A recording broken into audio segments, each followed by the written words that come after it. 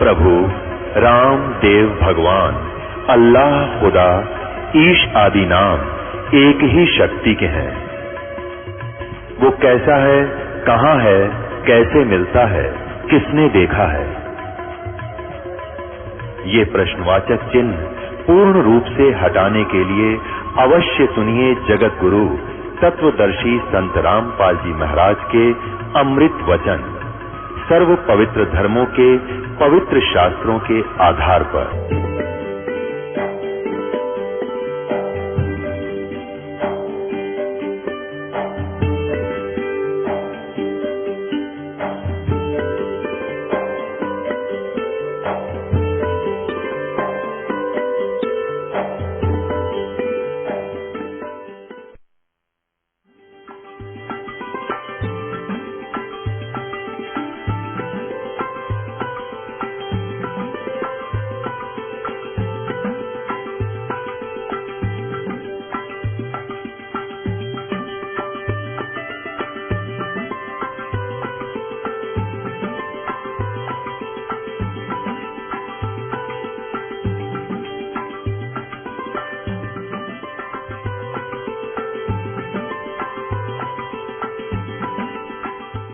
बोलो सतगुरुदेव की जय। बंदी छोड़ कबीर परमेश्वर जी की जय। बंदी छोड़ गरीबदास जी महाराज जी की जय। स्वामी रामदेवानंद जी गुरु महाराज जी की जय। सर्व संतों की जय, सर्व भक्तों की जय, धर्मी पुरुषों की जय। श्री काशी धाम की जय, श्री छुडानी धाम की जय, श्री करोथा धाम की जय, श्री बरवाला धाम की जय। सत साहिब गरीब नमो नमो सतपुरुष को नमस्कार गुरु की नहीं।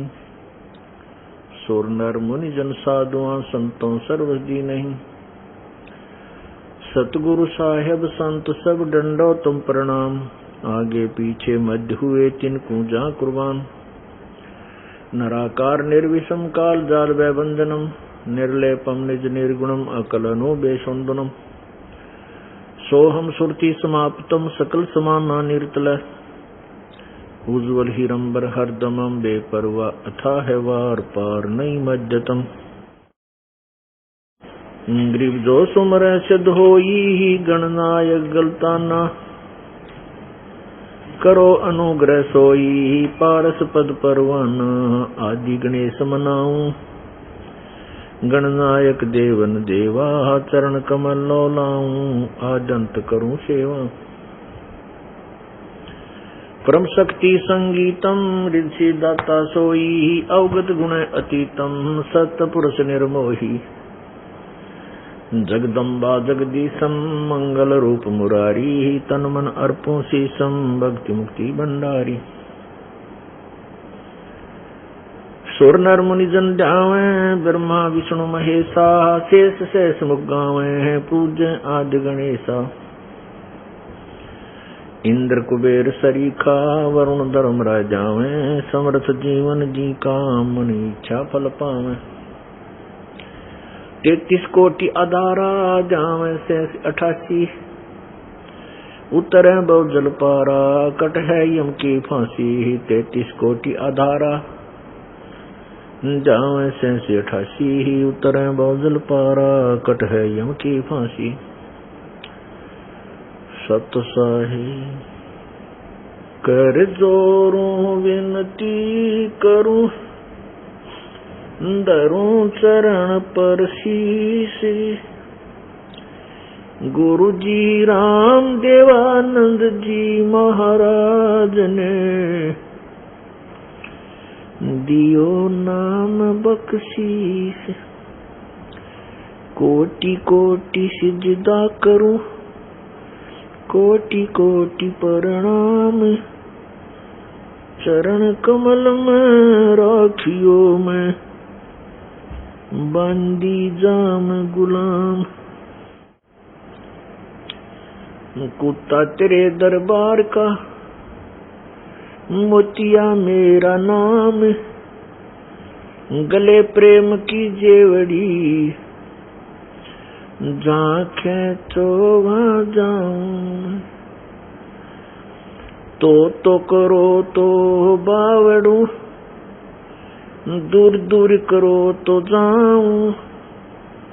जो राखो तो ही रहूं, जो देवो सो खाऊं। जय इब कै सतगुरु मिले, सब दुख आँखों रो।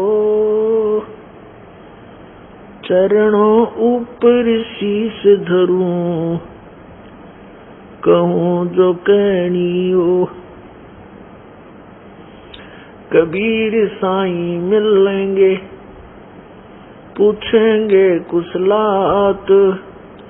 आज अंत की सब कहूँ, अपने दिल की बात। गुरुजी तुम ना भूलियो, चाहे लाख लोग मिल जाए। हमसे तुमको बहुत है, पर तुमसे हमको नहीं। अब गुण किए तो बहुत किए, करत न मानी आरे। बावे बंदा बख्श दियो, बावे गर्दन उतार। अब गुण मेरे बाप जी, बख्शो गरीब नवाजे। जो मैं पूत कपूत हूँ, और पिता को लाज। मैं अपराधी जन्म का, नक्शक भरे विकार। तुम दाता दुखी बंजना, मेरी करो संवार। बंदे तो कर बंदगी, जय चावे दीदार। अवसर मानुष जन्म का, मिले न बारंबार। मानुष जन्म पाके, जो नहीं रटे हरि नाम। जैसे कुआ जल बिना, बनवाया क्या काम। राम नाम रटते रहो, राम नाम रटते रहो। जब तक घट में प्राण, कबहू तो दीन दयाल के, बनक पड़ेगी कान। जिन हर की चोरी करी, और गए राम गुण भूल। ते बेदना बागुल किए, रहे उर्द मुख जूल। राम नाम निज सार है, राम नाम निज मूल। राम नाम सौदा करो, राम नाम मत भूल।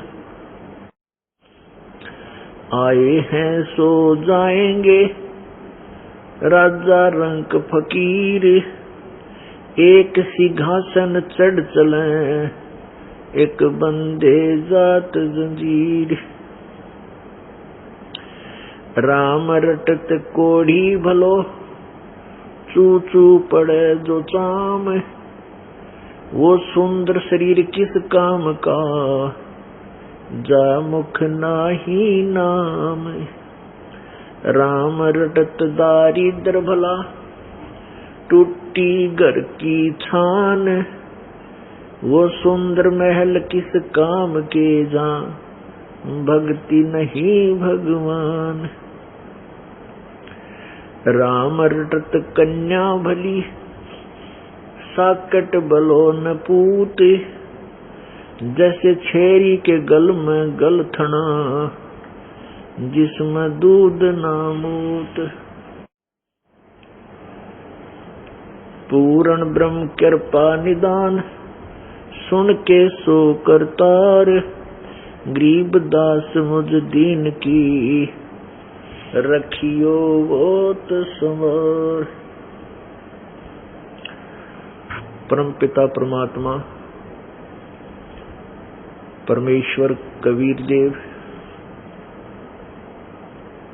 अपनी प्यारी आत्माओं को काल के जाल को समझाने के लिए स्वयं ही सत्यलोक से, अपने अविनाशी धाम से, शाश्वत स्थान से गति करके आते हैं, चलकर आते हैं।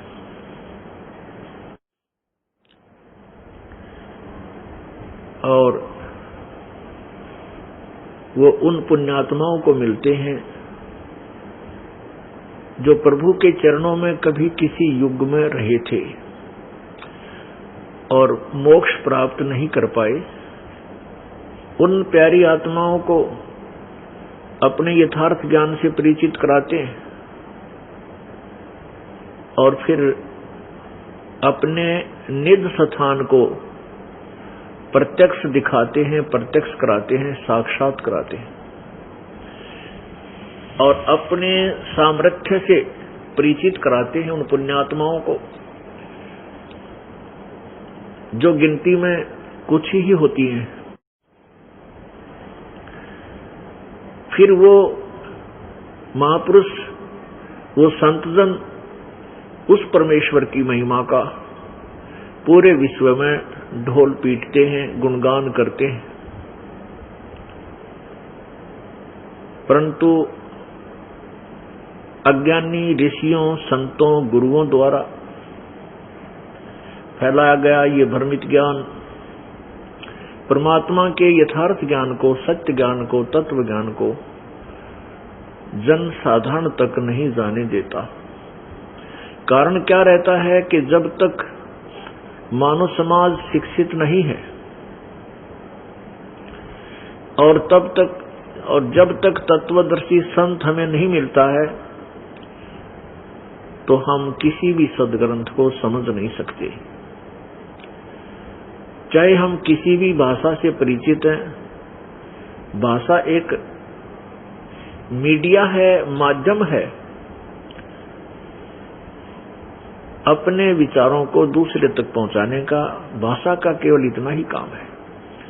वो भावें संस्कृत है, भावें पंजाबी है, हिंदी है, इंग्लिश है, कोई सी भी है, मराठी है, गुजराती है, तो भाषा का कार्य है अपने विचारों को दूसरे तक पहुंचाना, इतना ही काम है। रही बात यह कि हम जिस भाषा से हम परिचित नहीं, हमारे लिए वो पहाड़ है, हम उसको नहीं समझ सकते। यही कारण रहा है कि सदग्रंथ जितने भी हैं, पवित्र चारों वेद, पवित्र श्रीमद् भगवत गीता जी, पवित्र 18 पुराण, पवित्र महाभारत आदि जो मान्य सदग्रंथ हैं, ये सभी संस्कृत लैंग्वेज में लिपिबद्ध थे। और परमात्मा कबीर परमेश्वर, वो कबीर देव सर्वशक्तिमान, वो परमेश्वर अविनाशी प्रभु, परम अक्षर ब्रह्म, ये उनके उपमात्मक नाम है। और कबीर देव, कबीर परमेश्वर, वो उनका वास्तविक नाम है। कबीर अग्नि, कबीर अमितोजा आदि उस परमात्मा के वास्तविक नाम है। तो वो परमात्मा चारों युगों में आकर के अपनी महिमा स्वयं ही बताते हैं, क्योंकि काल भगवान जिसे ब्रह्म बोलते हैं, अब ब्रह्म कहा जाता है, वो ब्रह्म नाम से प्रसिद्ध है। ब्रह्म का अर्थ प्रभु होता है, परमात्मा होता है, स्वामी होता है। तो ये ब्रह्म अपने 21 ब्रह्मांड में ये ब्रह्म प्रसिद्ध है। जैसे किसी ऑफिस में, किसी कार्यालय में एक अधिकारी होता है जो कंट्रोलर होता है उस डिवीजन का, उस ऑफिस का, तो उस ऑफिस के, उस कार्यालय में कार्यरत जितने भी कर्मचारी हैं, या अन्य अधिकारी हैं, वो उस अपने बॉस को बार बार नाम से संबोधित नहीं करते, वो उसकी पोस्ट से भी संबोधित नहीं करते। जैसे ये दास सर्विस करता था जब जेई की पोस्ट पे, तो एक्शन ऑफिस में जाते थे तो वो ये कहते थे साहब नहीं आए हैं आज, तो अंडरस्टूड साहब था एक्शन, वहां साहब बोलते हैं तो हम समझ जाते थे एक्शन साहब नहीं आए, या साहब ने ऐसे आदेश दिया है। तो वो साहब प्रसिद्ध था उस डिवीजन में। जब ऐसी ऑफिस में जाते थे तो वो वहां जाकर के वहां के कर्मचारी अधिकारी जो वहां के अध्यक्ष सुप्रिटेंडेंट वगैरह थे वो कहते थे साहब ने ऐसा कहा है। तो वहां जाने के बाद हमारे लिए अंडरस्टूड था कि ये ऐसी साहब की तरफ है। इसी प्रकार ये ब्रह्म है, ये 21 ब्रह्मांड में ये कंट्रोलर है, यहाँ का सुप्रीम अधिकारी है, बॉस है। इसलिए ये प्रभु ब्रह्म नाम से प्रसिद्ध हो गया। और वेदों में ब्रह्म, तो इसलिए इसको ब्रह्म, वेदों में जो ब्रह्म लिखा है वो इसी ब्रह्म की जानकारी पर सीमित हो गया। तो इन जो जिन्होंने जिन संतों ऋषियों को, महर्षियों को परमात्मा प्राप्ति हुई नहीं और तत्व ज्ञान हुआ नहीं, तो उन्होंने इस ब्रह्म को ही सर्व उपमा दे दी, क्योंकि पूर्ण परमात्मा का ज्ञान इन 4 वेदों में है, लेकिन उसके पाने की विधि नहीं है। और चारों वेदों में भी परमात्मा इस ब्रह्म के पाने की भी विधि नहीं है। इससे कुछ और ही लाभ होते हैं, जैसे सिद्धियां आ जाती हैं, नाम जाप साधना जो ये करते हैं अपने हिसाब से, उससे ये स्वर्ग चले जाते हैं। ओम नाम के जाप से ब्रह्मलोक प्राप्त हो जाता है। और ब्रह्मलोक तक भी ये प्राणी अपने पुण्यों को समाप्त करके फिर वापस पुनर्वर्ती में है, अर्थात जन्म मृत्यु होता रहता है। तो इस प्रकार इन्होंने ब्रह्म, इस भगवान को यानी ब्रह्म बोला, ब्रह्म माने परमात्मा।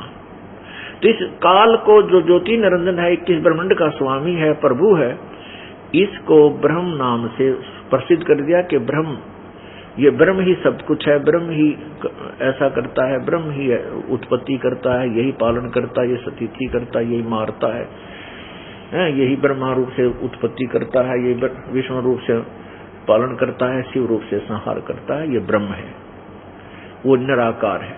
इन्होंने निराकार बताया। अपुण्यात्मा फिर इन्होंने परब्रह्म शब्द भी प्रयोग किया, इन्होंने फिर पूर्ण ब्रह्म भी शब्द प्रयोग किया।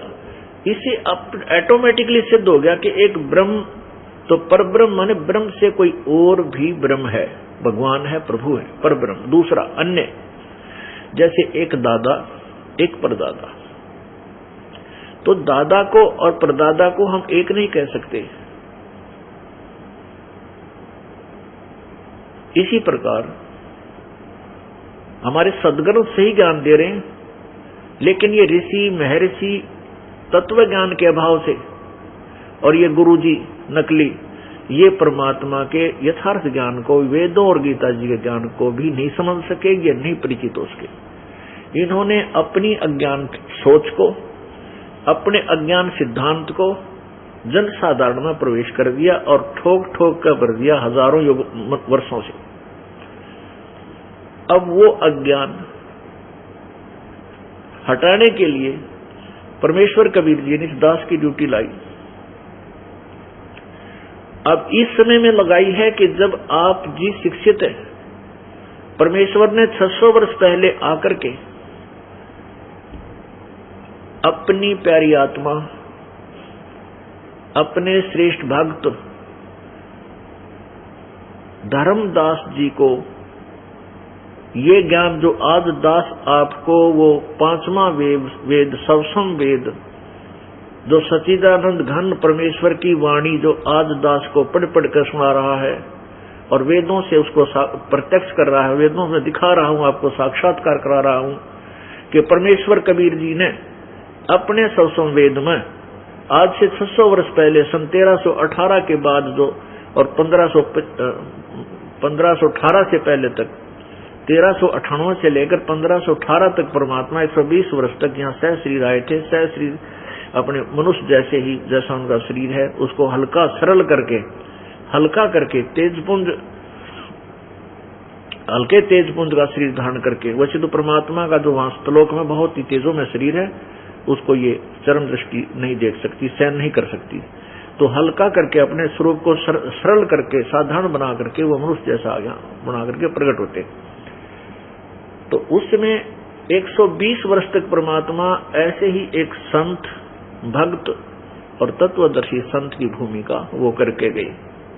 उन्होंने उस समय ये ज्ञान बोला था और जो आज हमारे सदग्रंथ उन्हीं का समर्थन कर रहे हैं कि वो इस 5वां वेद जो है, जो सवसम वेद है, जो कबीर वाणी है वो 5वां वेद है, उसी को सच्चिदानंद घन ब्रह्म की वाणी बोलते हैं, कहते हैं। जैसे गीता जी अध्याय नंबर 4 के श्लोक नंबर 32 में वो कबीर वाणी सच्चिदानंद घन ब्रह्म की वाणी और कबीर वाणी नाम से सदग्रंथों में विद्यमान है कि वो 5वां वेद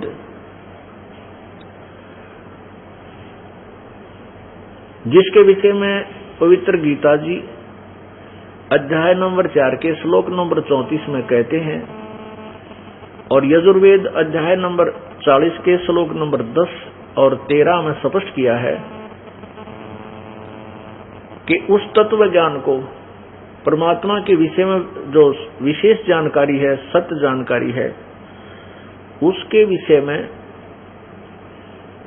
एक परमेश्वर की वाणी में, सच्चिदानंद घन की वाणी में यानी कबीर वाणी में विस्तार के साथ लिखा हुआ है और वो तत्व ज्ञान है। उस तत्व ज्ञान को उस ज्ञान को जो कबीर वाणी में या सच्चिदानंद घन परमात्मा की वाणी में जो प्रभु की महिमा और यज्ञ आदि अनुष्ठान करने की विधि बहुत विस्तार से लिखी है, उसको तू तत्वदर्शी संतों के पास जाकर समझ, उनको दंडोत प्रणाम कर। इससे ये सिद्ध हुआ कि पवित्र श्रीमद् भगवद गीता जी वह पवित्र चारों वेद, ऋग्वेद, यजुर्वेद, सामवेद और अथर्ववेद, ये इनकम्प्लीट नॉलेज है, इनकम्प्लीट अधूरा ज्ञान है, लेकिन ये गलत नहीं है। जैसे मैट्रिक तक 10वीं तक की पुस्तक 10वीं तक का सिलेबस तो ठीक है, लेकिन वो कंप्लीट ज्ञान नहीं है। बीए और एमए का ज्ञान उनमें नहीं है, तो उसमें कोई पूछे तो बीए और एमए का ज्ञान कहाँ मिलेगा, तो वो आगे पुस्तक अलग से है। इसलिए कहा कि जो मैं ज्ञान दे रहा हूँ, गीता ज्ञान दाता कहता है, जो मैं ज्ञान वो जो ज्ञान दे रहा है वो तो बता ही रहा है। ऐसे साधना करो, मेरा ओम नाम है, गीता जी अध्याय नंबर 8 के मंत्र 13 में ओम इति एक अक्षरम ब्रह्म व्यवहारन माम अनुशमरण ये प्रयाति तजम देहम सयाति परमाम गति। गीता ज्ञान दाता कहता है कि मुझ ब्रह्म का, ये ब्रह्म है, मुझ ब्रह्म का एक ओम यह अक्षर है और उच्चारण करके सुमरण करने का, स्मरण करने का, और जो इसका ओम नाम का स्मरण अंतिम सांस तक करता है, शरीर त्याग कर जाते समय तक करता है, वो मेरे वारी परम गति को प्राप्त होता है। यानी जितना ब्रह्म की साधना से लाभ होता है वो ओम नाम से ही होता है। और 5 यज्ञ हैं, एक यज्ञ धर्म की, दूसरी यज्ञ ध्यान, तीसरी यज्ञ हवन की, चौथी यज्ञ प्रणाम और 5वीं यज्ञ ज्ञान की। इन 5 यज्ञों को करते हुए ओम नाम का जाप करने वाले साधक को ब्रह्म लोक प्राप्त होता है। गीता जी अध्याय नंबर 8 के श्लोक नंबर 16 में कहा कि ब्रह्म लोक तक भी पुनर्वर्ती में है। भावार्थ यह है कि जो ब्रह्म लोक में भी पहुंच गए, ब्रह्म की साधना करके 21 ब्रह्मांड के भगवान काल की, तो ब्रह्मलोक में जाएंगे तो भी फिर जन्म मृत्यु में है, वहां अपने पुण्यों को क्षीण करके चाहे वो एक महाकल्प तक भी रह जाएं। एक महाकल्प बताते हैं, एक महाकल्प 36,000 बार सृष्टि और प्रलय हो जावे तब तक वो वहां रहते हैं। 36,000 बार। एक बार कब प्रलय होती है सृष्टि? जब ब्रह्मा जी का 1000 चतुर्युग का दिन समाप्त होता है और रात्रि प्रारंभ हो जाती है। तो और एक कल्प कहलाता है।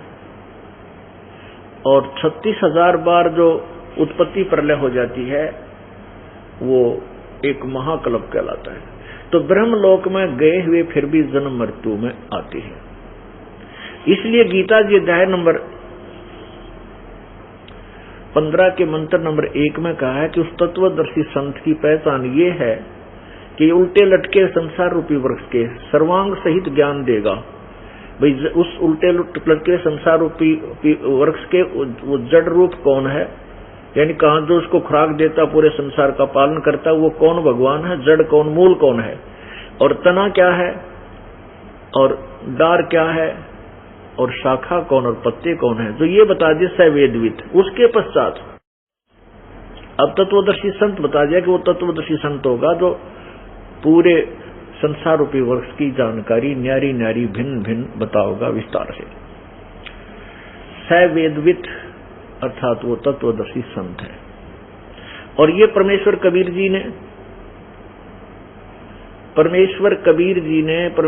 कबीर देव ने, परम अक्षर ब्रह्म ने आज से 600 वर्ष पहले अपनी कबीर वाणी में, सच्चिदानंद घन की वाणी में, गीता जी अध्याय नंबर 4 के श्लोक 32 में जिसके विषय में कहा है, उसमें पहले लिखा हुआ है। उसमें लिखा है अक्षर पुरुष एक पेड़ है और निरंजन वा की डार और तीनों देवा शाखा है ये पात रूप संसार। अब गीता ज्ञान दाता कहता है कि चौथे अध्याय के 5वें श्लोक में गीता जी में कि तेरे और मेरे अर्जुन बहुत जन्म हो चुके, तू नहीं जानता मैं जानता हूं। इससे सिद्ध है कि गीता ज्ञान दाता नाशवान है, अविनाशी नहीं है। तो इसकी साधना करने वाले भी अविनाशी स्थान को प्राप्त नहीं कर सकते। इसका ब्रह्मलोक भी अविनाशी नहीं है, ये भी नष्ट होता है। इसे सिद्ध है कि जब तक हम ब्रह्म तक की साधना करेंगे हमारी जन्म मृत्यु कभी समाप्त नहीं हो सकती। ये जन्म और मृत्यु का क्रम जारी रहेगा, प्रारंभ रहेगा।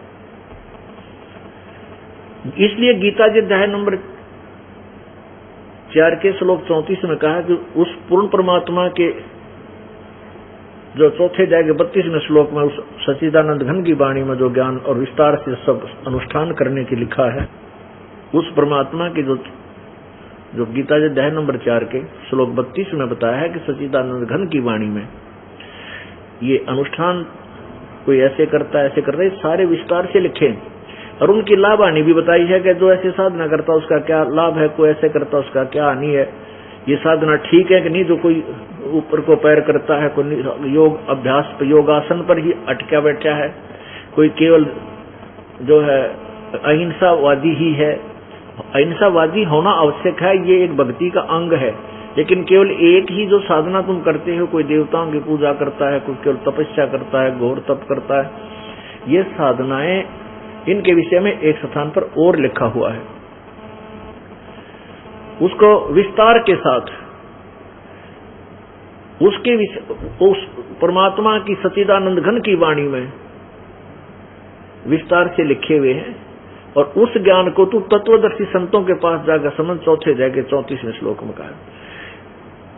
और फिर उसके बाद कहा है कि उस पहचान क्या है उस तत्वदर्शी संत की 15वें अध्याय के प्रथम श्लोक में बता दी कि ऊपर को जड़, नीचे को तीनों गुण रूपी शाखा।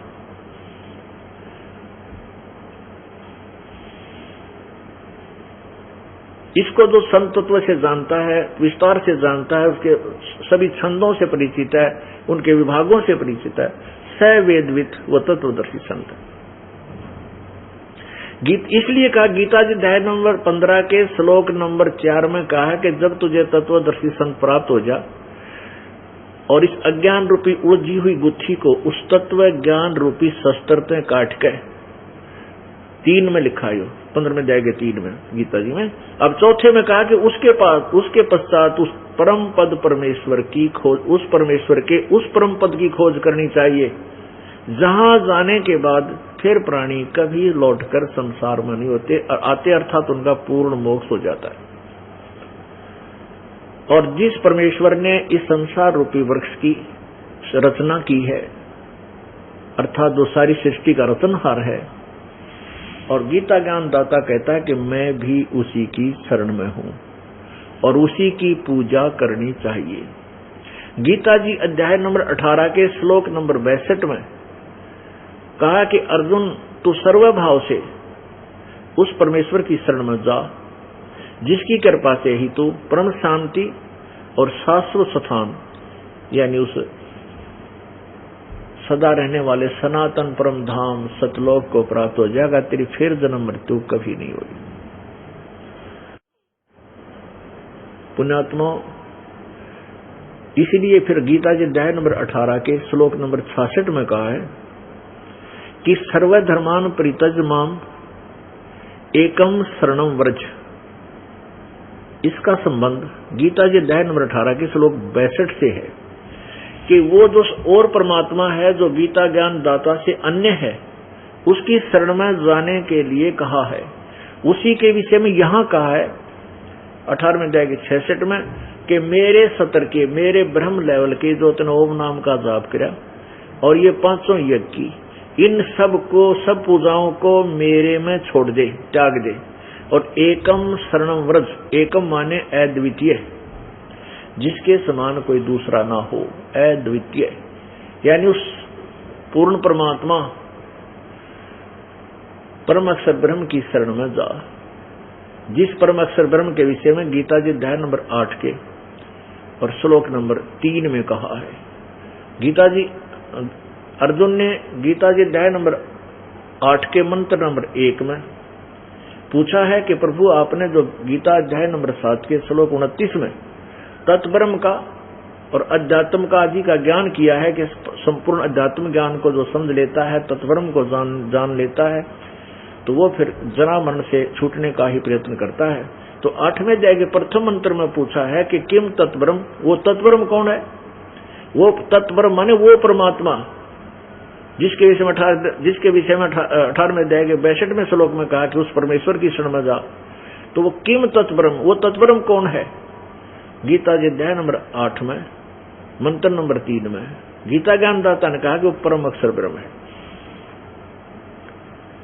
यही प्रमाण गीता जी अध्याय नंबर 15 के श्लोक नंबर 16 और 17 में 3 परमात्मा लिखे, 3 प्रभु, एक क्षर पुरुष, एक अक्षर पुरुष, और उन दोनों से न्यारा 17वें श्लोक में लिखा है कि इन दोनों से अलग उत्तम पुरुषत्व अन्य, वो परम अक्षर ब्रह्म यानी सर्वश्रेष्ठ परमात्मा तो कोई और है जिसको परमात्मा कहा जाता है। वही तीनों लोकों में प्रवेश करके सबका धारण पोषण करता है। वो मूल रूपी भगवान है, संसार रूपी वृक्ष का वो जड़ है जो तीनों लोकों में प्रवेश करके और जो जिससे सभी को खुराक मिलती है, और तीनों लोकों में प्रवेश करके सबका धारण पोषण करता है। वो वास्तव में अविनाशी परमात्मा है। तो गीता जी अध्याय नंबर 18 के श्लोक नंबर 62 में उसी तत्ब्रह्म के विषय में कहा कि गीता ज्ञान दाता कह रहा है कि अर्जुन तू सर्वभाव से उस परमेश्वर की शरण में जा जिसकी कृपा से तू परम शांति और शाश्वत स्थान उस सतलोक को प्राप्त होगा जो कभी नाश होने वाला नहीं है, जहां जाने के बाद फिर पुनर्जन्म नहीं होता। तो 18वें अध्याय के 66वें श्लोक में कहा है कि सर्व धर्मान परित्यज माम उस एकम शरणम व्रज। अगर तूने उस परमात्मा की शरण में जाना है तो मेरे सत्र का जितनी तूने पूजा की है वो मेरे को त्याग दे। गीता ज्ञानदाता कहता है मेरे में छोड़ दे वो पूजाओं को, तो उस एक की शरण, उस सर्वशक्तिमान की शरण में चला जा, फिर मैं तुझे सब पापों से मुक्त कर दूंगा। पुण्यात्माओं, हम क्या करते थे? ब्रह्म की साधना, ओम नाम का जाप और अन्य ये 5 ये गाजी करके हम स्वर्ग, महास्वर्ग चले जाते, जिसको ब्रह्म लोक कहते हैं। तो वहां अपने पुण्यों को तो वहां पर समाप्त कर देते थे। और पुण्यों से ज्यादा पाप ज्यादा होते हैं, क्योंकि जैसे हम किसान खेती बोता है, खेत बीजता है, तो वो कणक बीजता है, जैसे जीवनदाता अन्न उत्पन्न, गेहूं उत्पन्न करना होता है, उसके लिए कितनी मेहनत करनी पड़ती है, पैसे भी लगाने पड़ते हैं, समय भी लगाना पड़ता है, बीज भी बोना पड़ता है, खेत संभालना पड़ता है, सिंचाई भी करनी पड़ती है, तब जाकर के कहीं गेहूं प्राप्त होती है, कणक। और उसी खेत ने कति ना छेड़ा, कुछ ना कर, उसमें अपने आप उसमें निरा अड़ंगा उत्पन्न हो जाएगा, अपने भर जाएगा तगड़ा। तो पुण्यात्माओं, यहाँ ये ऐसा क्षेत्र है काल का, यहाँ पर पुण्य और पाप आपको दोनों प्राप्त होंगे। जैसा कर्म प्राणी करता है वह वैसा ही मिलेगा। पुण्य भी मिलेंगे, पुण्य का फल अलग मिलेगा, पाप का अलग मिलेगा। ब्रह्म तक की साधना से पाप नहीं कटते, नाश नहीं होते। वो तो पूर्ण ब्रह्म, परम अक्षर ब्रह्म होती, पूर्ण परमात्मा, जो गीता जी अध्याय नंबर 15 के श्लोक 16-17 में और 17 में कहा कि वो उत्तम पुरुषोत्तम है, वो ही इन पापों को काट सकता है, हमारे पापों में आग लगा सकता है। तो इसलिए हम जो पुण्य यहाँ क्या करते हैं, जैसे हम पुण्य करने चले, कहाँ, जैसा हमें ज्ञान दे रखा ज्ञानियों ने, जैसे कुंभ के मेले पर या किधर ग्रहण लगा या कावड़ लेने गई, वहां से वहां तक इतने पाप कर दिए, पैरों तले जीव मरे, वो तो बैड अकाउंट में, और वहां पुण्य है ही नहीं, क्योंकि वो साधना करण की कोई ना शास्त्र विरुद्ध पुण्य उनका बनता ही नहीं। अब हम जैसे पूर्ण परमात्मा का सतनाम हमें मिला नहीं, क्योंकि सतनाम और सार नाम बिना पाप कटते नहीं, पाप नाश नहीं हो सकती। तो ओम नाम के जाप से हम जो भी क्रिया करते हैं, पुण्य करते हैं, दान दिया तीर्थ पर जाकर या कहीं पर भी, तो और फिर हवन किया, रोटी बनाई, खेती की, जैसे किसान एक हलाई के अंदर कहते हैं इतना पाप इकट्ठा कर लेता जैसे 1000 कसाईयों का होता है। और पुण्य क्या कर पाता है वो, कि जैसे कोई गेहूं की बाल आप पर झड़ गई, बाजरा झड़ गया, वो चीटी खा लेती है, वो उसका पुण्य भी साथ बन जाता है। पुण्य एक अकाउंट में और पाप दूसरे अकाउंट में, दोनों लिखे गए। ऐसे ही मजदूर है, कस्सी के साथ खोदता है, ना जाने कितने कीड़े मकोड़े कटते हैं, मरते हैं, तो वो उसके बैड अकाउंट में। और पुण्य पता नहीं को कर पावे ना कर सके बेचारा, उसको पता ही नहीं पहले तो पुण्य होता कैसे है। किधर को कुत्ते ने रोटी डाल दी, खेत छत पर अपने दाने डाल दिए, वो पुण्य उसको मिल जाएगा।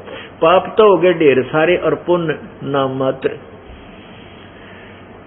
और यहां ब्रह्म तक की साधना में जैसा किया वैसा ही कर्म मिलता है।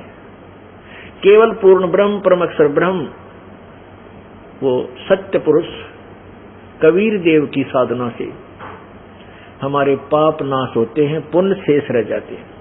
हमने क्या करना है, जब हम सत साधना करेंगे तो पुण्य जो शेष रह गए ओम ना, क्योंकि हम आपको जो मंत्र देते हैं उसमें 3 मंत्र हैं, ओम, तत् और सत। ओम तो ब्रह्म का और तत् और सत ये गुप्त है।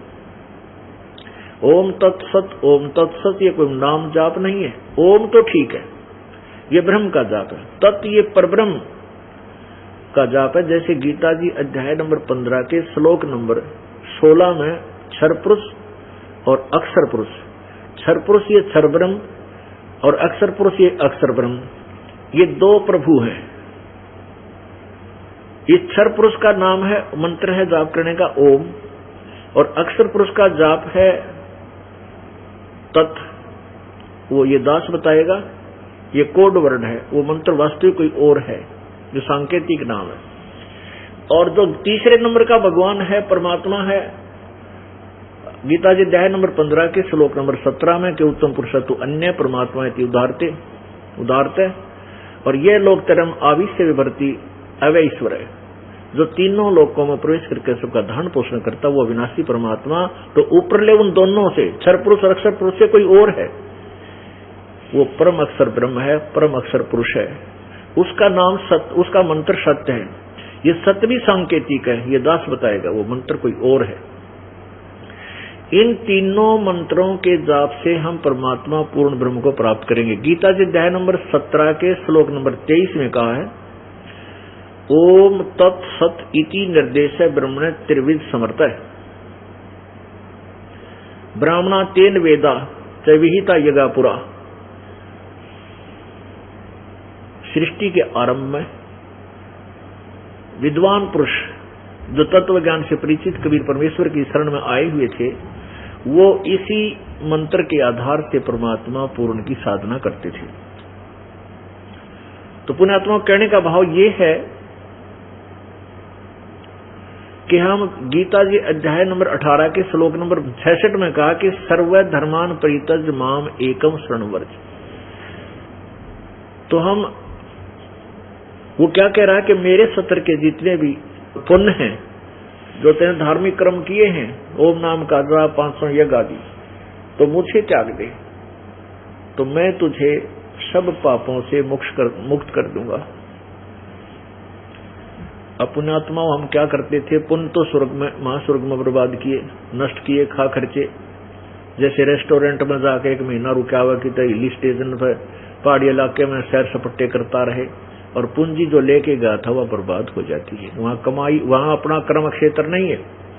कर्म क्षेत्र फिर यहाँ है, तो यहाँ फिर 1 साल में 10 महीने 11 महीने मेहनत की, मजदूरी करी, फिर 10-20 हजार रुपये इकट्ठे जोड़े, इकट्ठे संग्रह किया, उनको फिर वहां कुल्लू मनाली जाकर बर्बाद कराए।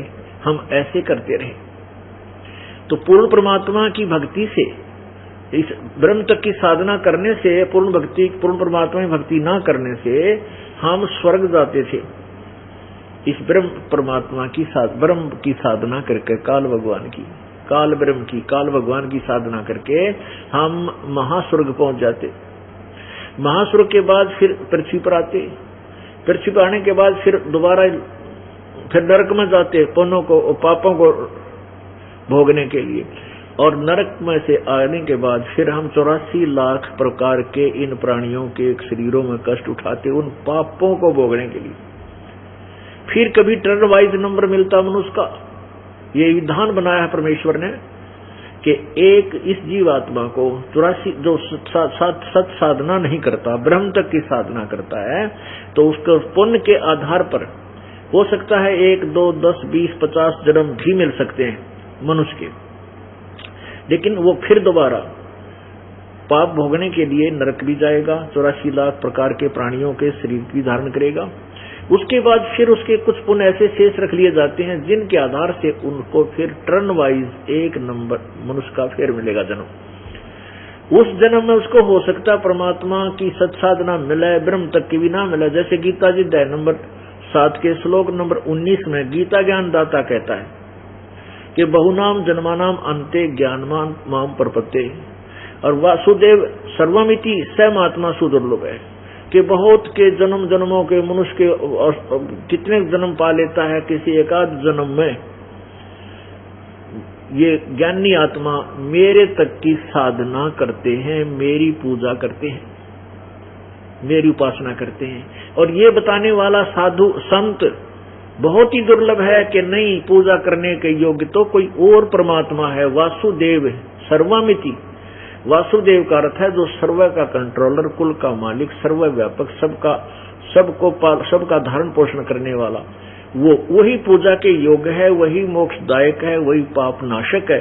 कि ये बताने वाला संत तो बड़ी मुश्किल से मिलेगा, दुर्लभ है, सुदुर्लभ। पुण्यात्माओं, ये ज्ञान जो दास आपको बता रहा है, ये परमेश्वर कबीर देव ने अपने उस सवसम वेद, 5वें वेद में, अर्थात कबीर वाणी में पहले ही लिखवा रखा था, लिपिबद्ध करवा रखा था। और उस ज्ञान को, जो परमेश्वर का वास्तविक यथार्थ ज्ञान है, जो स्वयं प्रभु ने आकर के बोला है, बताया है, उसको इन ज्ञानी ऋषियों ने, महर्षियों ने और इन नकली गुरुओं ने जनता तक नहीं जाने दिया। वो क्या कहते रहे कि कबीर जो है ये दुल्हा धानक है, इसने शिक्षा संस्कृत भाषा को नहीं जाना है, ये झूठ बोलता है, क्योंकि सभी सदग्रंथ संस्कृत भाषा के अंदर विद्यमान है, लिपिबद्ध है। और कबीर जी संस्कृत भाषा से अपरिचित है, इसलिए इसकी बातों पर विश्वास मत करना। कबीर परमात्मा बताते थे कि ब्रह्मा विष्णु महेश अविनाशी नहीं है, ये जन्म और मृत्यु में है, इनका नाश होता है, ये अविनाशी नहीं है। और परमात्मा बताते थे कि ये पूर्ण परमात्मा ही पूजा के योग्य है, क्योंकि अपनी महिमा वो आप ही बताने आते हैं। और उस ज्ञान को जो परमात्मा ने यथार्थ रूप से बताया था, हम नहीं समझ सके, क्योंकि हम संस्कृत लैंग्वेज से अपरिचित थे। पुण्यात्मा, भाषा का कार्य अपने विचारों के आदान प्रदान तक सीमित है। अब जो ज्ञान हम संस्कृत भाषा में लिखा था, वही अमृत ज्ञान परमात्मा की वाणी में, सच्चिदानंद घन की वाणी में, सिंपल लैंग्वेज में, साधारण भाषा में लिखा हुआ है। और आज प्रमाणित आपके समक्ष हो रहा है। तो इससे ये आपको सिद्ध हो जाना चाहिए कि क्योंकि अपना जन्म पवित्र हिंदू धर्म में हुआ, और पवित्र हिंदू धर्म के जितने भी महर्षि, ऋषि, गुरु, और जिनको हम ये ब्रह्मा विष्णु महेश तक भी, ये भी वेदों के यथार्थ ज्ञान से अपरिचित थे, ये तत्व ज्ञान से परिचित नहीं थे। और जो 18 पुराणों में ब्रह्मा जी ने जो अपनी आंखों देखा, देखो ब्रह्मा जी ने 18 पुराण बोले हैं, उनमें अलग ब्रह्मा जी से सुने हुए ज्ञान को किसी ने इधर उधर अलग से बताया है, उसके नाम से वो अलग से पुराण एक बन जाती है, जैसे मार्कंडेय पुराण आदि आदि। अन्यथा ये ज्ञान ब्रह्मा जी द्वारा ही दिया हुआ है, और कुछ उस ऋषि का जिसके नाम से पुराण, उसका अपना अनुभव है। तो ब्रह्मा विष्णु महेश और ऋषि महर्षि जैसे वशिष्ठ जी जैसी तोब, विश्वामित्र जैसे जिन्होंने इतनी साधनाएं की, और ब्रह्मा विष्णु महेश ये वेदों के ज्ञान से अपरिचित। और ये अवर्तमान के जो ऋषि, ये कलयुग वाले ऋषि, और ये गुरु जो वर्तमान में हिंदू धर्म के जो मार्गदर्शक थे, ये वेदों से तो अपरिचित थे ही थे, लेकिन ये अपने पुराणों के ज्ञान को भी नहीं समझ सके, जबकि वो तो संस्कृत के ज्ञाता थे, संस्कृत जानने वाले थे, और सदग्रंथ संस्कृत भाषा के अंदर विद्यमान थे।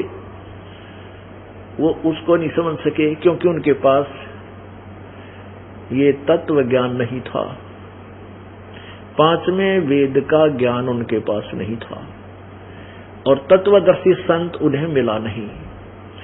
अब परमात्मा अपने उस सच्चिदानंद घन की वाणी में, कबीर वाणी में कहते हैं,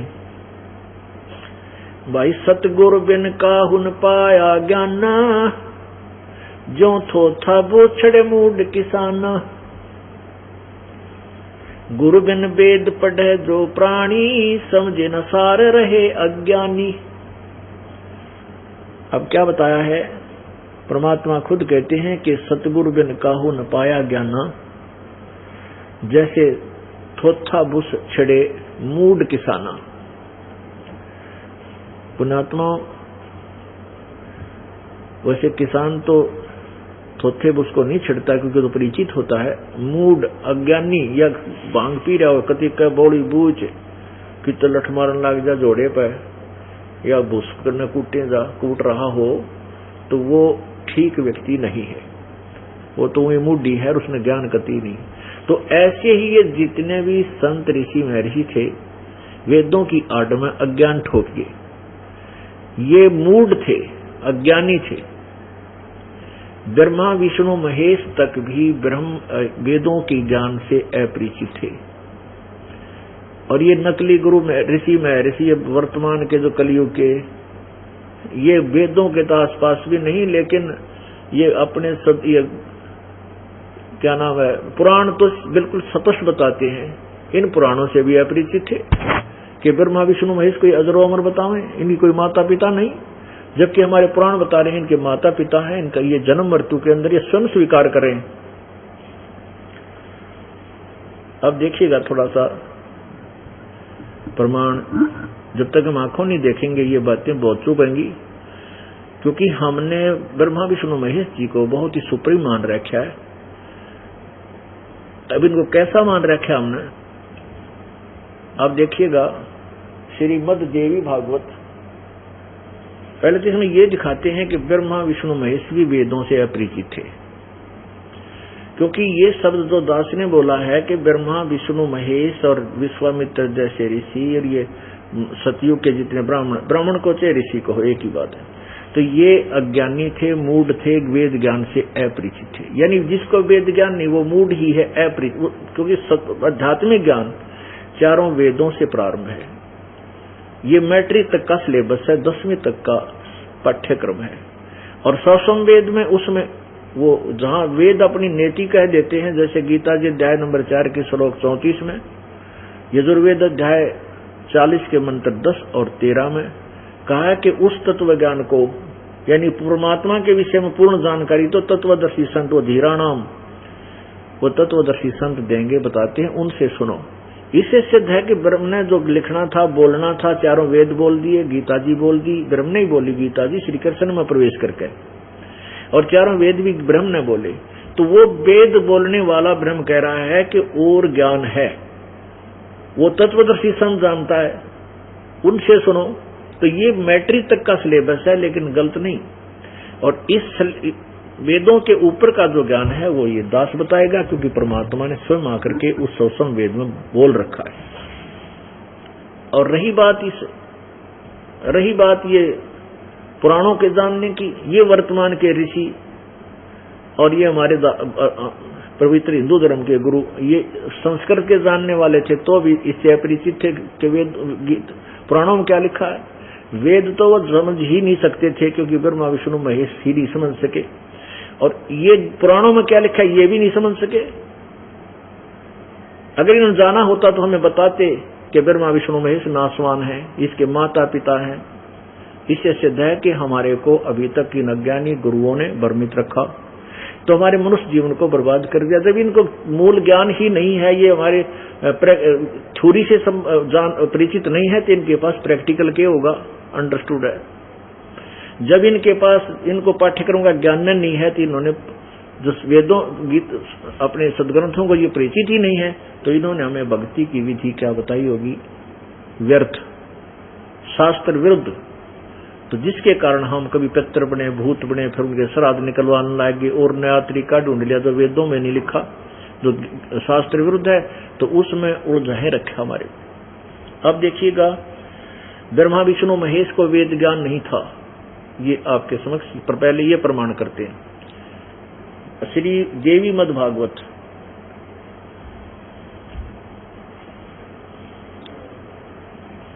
ये कहां से प्रकाशित है,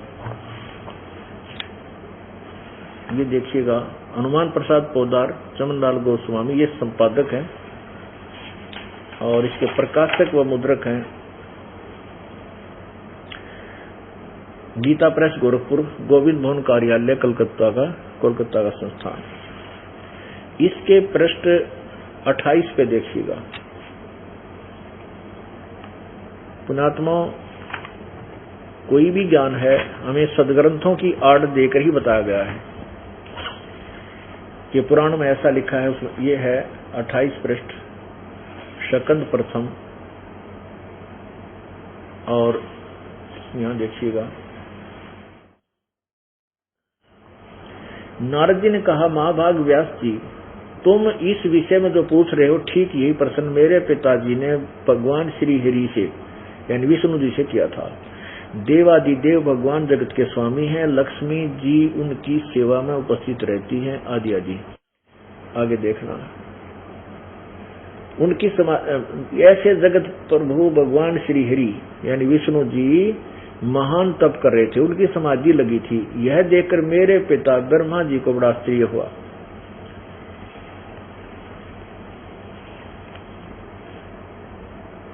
अतः उन्होंने उनसे जानने की इच्छा प्रकट की। ब्रह्मा जी ने पूछा, प्रभु आप देवताओं के अध्यक्ष, जगत के स्वामी, भूत भविष्य एवं वर्तमान सभी जीवों के एकमात्र शासक हैं, फिर भगवान फिर आप क्यों तपस्या कर रहे हैं और किस देवता की आराधना में ध्यान मग्न है? मुझे असीम आश्चर्य तो ये हो रहा है कि आप देवेश्वर एवं सारे संसार के शासक होते हुए समाधि लगाए बैठे हैं। अब ज्यादा ना पढ़ के हम थोड़ा सा दिखाते हैं। तो इसी के 29 पृष्ठ पे ये क्या बताता है भगवान विष्णु जी, क्या कहता है कि मुझे सब प्रकार से शक्ति यानी दुर्गा के, सब प्रकार से शक्ति के अर्थात दुर्गा के अधीन होकर रहना पड़ता है। उन्हीं भगवती शक्ति का मैं निरंतर ध्यान किया करता हूँ। ब्रह्मा जी मेरी जानकारी में इन भगवती शक्ति से बढ़कर दूसरे कोई देवता नहीं है। अब आलिया ओड बरात का इस जो बनडाई यानी मुखिया ये कह रहा है यहाँ का, जिसको हम सुप्रीम मान रहे थे कि मेरी बुद्धि में तो इस दुर्गा से ऊपर कोई देवता यानी भगवान नहीं है, मैं इससे की पूजा करता हूँ।